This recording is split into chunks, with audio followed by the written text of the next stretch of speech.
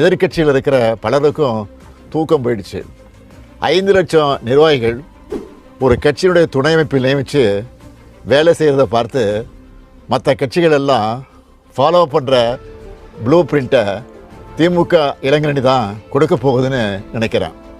இளைஞரணியின் ஒன்றிய நகர பேரூர் அமைப்பாளர்களாக இருக்கக்கூடிய 12,000க்கு அதிகமான நிர்வாகிகளோட சேர்த்து கிளை வார்டு பாகம் அளவிலையும் 5 லட்சம் நிர்வாகிகளை நியமிக்கணும்னு இளைஞரணி செயலாளர் உதயநிதி அவர்கள் மிஷன் மோடில் வேலை செஞ்சுருக்காரு.